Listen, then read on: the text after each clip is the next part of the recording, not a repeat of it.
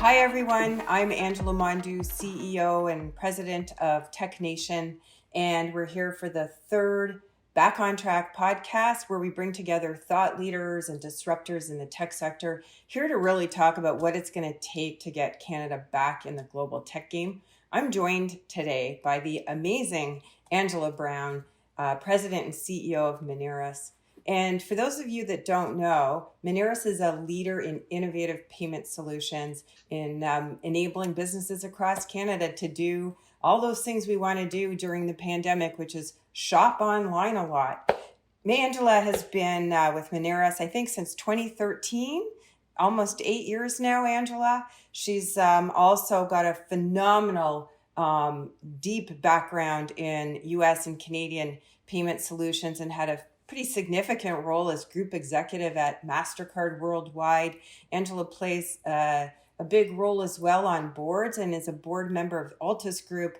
But I'd like to say perhaps the most important role that she plays as a board member is as vice chair of Tech Nation Canada, where she's been a significant supporter of mine for the last 2 years. So, Angela, I'm absolutely thrilled to have you here today with us. I'm very happy to be here. Thanks for having me. So as the leader of Moneris and a company that has really enabled enterprises across Canada to make that rapid transition for digital payment solutions, can you help us understand how your company really played a big part in that? And then if you have any advice for best practices in terms of small, medium enterprises looking at adopting technology as well.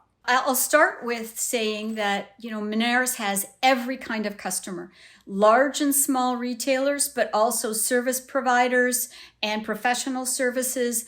And so every type of customer had a slightly different need as the pandemic came upon us.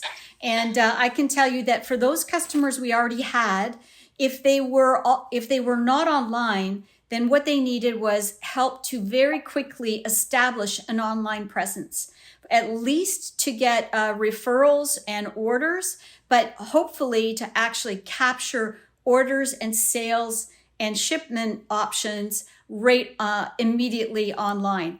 And so we launched Moneris Online, which we had different capabilities already. But what small businesses needed in particular was something that was a complete solution end to end. So they needed to be able to create a website.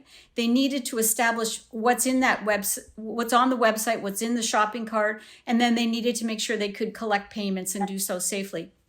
So for those customers, we accelerated the launch of Moneris Online with a knitted together set of services, including logistics, including we can help you ship your product. Because for many customers, they didn't know how much business they would get. They didn't want to sign up for something massive, or they didn't want to do as much revenue share, quite frankly, that is required by some of the big, well-known providers. And this was a way for them to establish themselves online and get a fair deal for how they would sell online and make sure that they were safe and secure. So that was the first thing we had to do. But there were some of our customers, they were already online. They may have had a physical store as well. And what they needed was, in order to expand their services, they needed to be able to enhance the shopping cart, put more products into that shopping cart than they had had in the past. They needed extra security and fraud protection, because not only were Canadians shopping online, but also there was a big shift and a big focus by the bad guys to try to commit fraud online. And so we had to very quickly help our customers protect themselves from that kind of risk. And then the third area where I'd say there's an ongoing need is that for customers that have both online and face-to-face or in-store services, they don't want to have a set of services for one and then a different set of services and different set of vendors for the other. They want a unified commerce experience across their in-store and their online presence. And so that we launched Moneris Go. It's a cloud-based point of sale capability that helps them create that combined view. And so you think about it, every business was a little different. Large businesses that were online and had in-store they needed curbside delivery capability, which is a hybrid of e-commerce. It allows the customer to order online, but they need to then be able to create the physical delivery when the customer identifies themselves and pulls up to the curb and takes their delivery. So there were many challenges, many things we had to do. It was extremely busy time for us. And I think we very successfully helped many Canadian businesses transform their business to make sure they were as ready as possible for the new environment that we're all working in.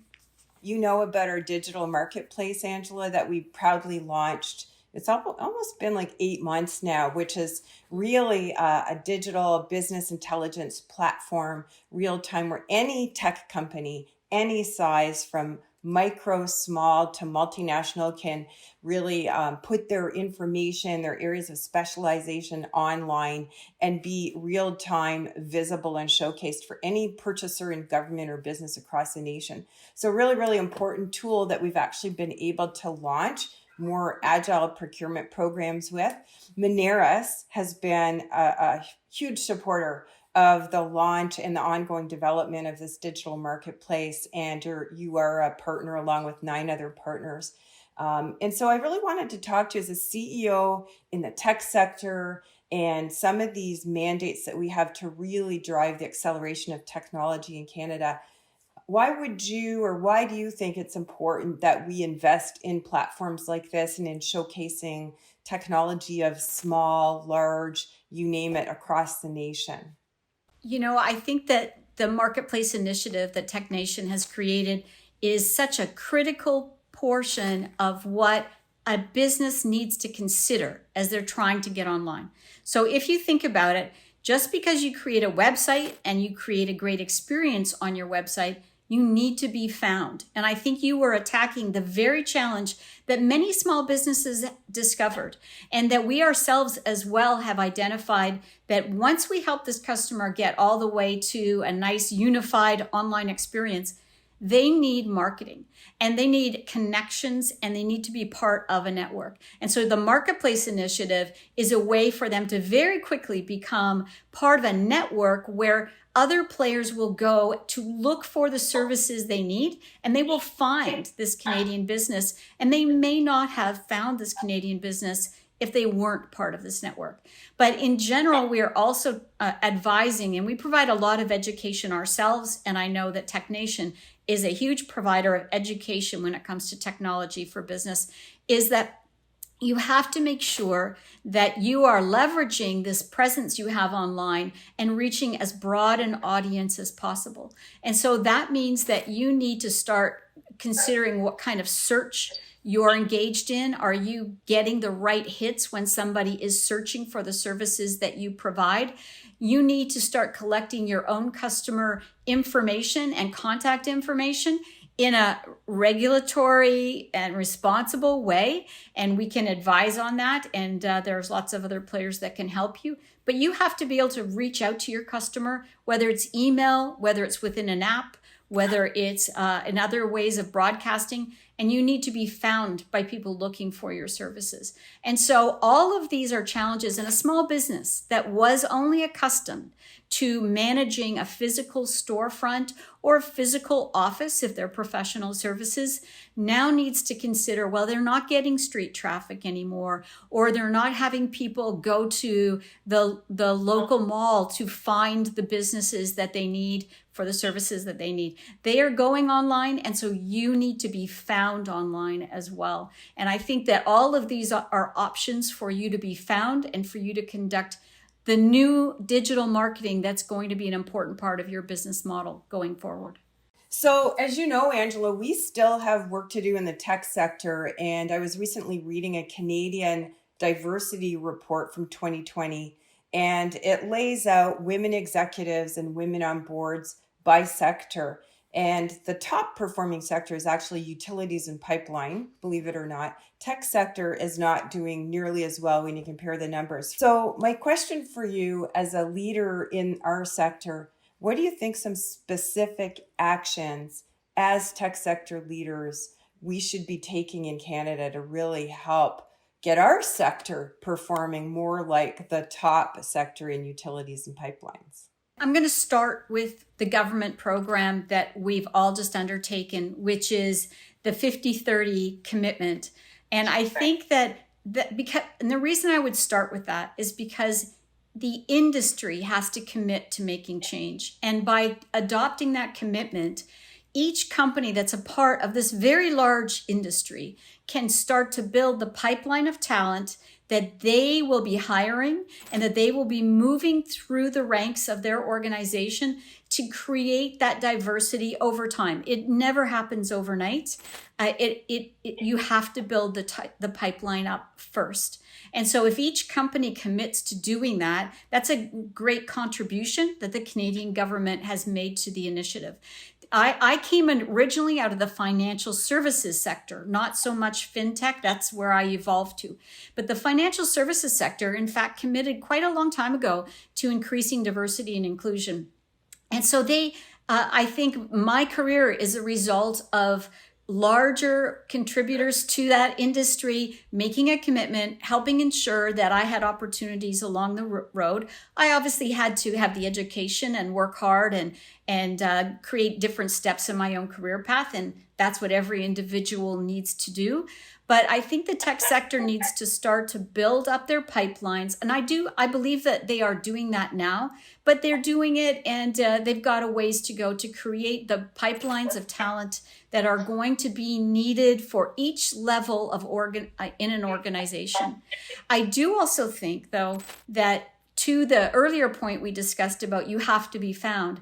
If you're an entrepreneur and you are part of that underrepresented community, whichever one you're a part of, that you need to be found. And now if you participate in some of these marketplaces, making sure that you are known as an entrepreneur that comes from one of those underrepresented communities allows the industry to, in fact, accelerate your progress and therefore accelerate the presence of underrepresented communities into having an equal representation in the community. So I think that you need to be known, you need to be found, and the organizations need to invest in these people as well to help create the balance that we're all looking for when it comes to diversity and inclusion. What are your thoughts in terms of, and I really believe that to fix this global challenge we have, it needs to be a government industry kind of collaboration. What is your advice for Canada or thoughts in terms of what we need to do to get that clout back and start improving our national or global position as a tech leader? When I think about Canada's global position as a tech leader, what I think about is that, first of all, we do have great education. We also have a lot of great innovation in Canada where in our universities, and if you've had a chance to tour some of the amazing capabilities that some of our universities have, you realize that we are creating technology that the rest of the world really needs. And so what's missing in my mind is that last mile between where the technology has started to become more ubiquitous, that people are starting to want to use it, and getting it in place, implemented, and applied at different levels of the economy. And I'm not sure what the real obstacles are there, but I believe we have the capability to get that last mile implemented, because that's when you transform the culture and the economy. So if you have great ideas and they sit on the shelf, or you export those ideas to somebody else to implement, then you're not getting the full benefit of what you have invented. If you take what you have invented and you turn that into solutions that solve, and I would say business problems maybe is the bigger gap than consumer problems, in that Canadians consumers are very good adopters of technology. When it comes to payments technology, Canada has been at the leading edge of payments adoption or technology adoption. Canadians are ready to do it, but it's been slower for, and I won't say large businesses, because they will make the investment and they will make sure that they have what they need when it comes to technology.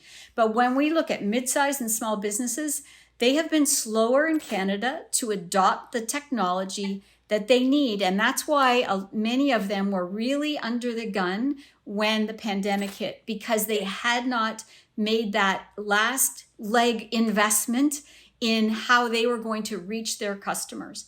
So I believe that what we need to do as an industry, as a government, as TechNation, is we need to help businesses adopt the technology and close the gap between where they are today and their customers in order to truly get the value out of the technology and make it ubiquitous across the economy. That's when we'll see big differences in the way the economy operates. The operating models of some businesses will transform dramatically, and we'll start to see that the momentum build for technology to cascade throughout the economy.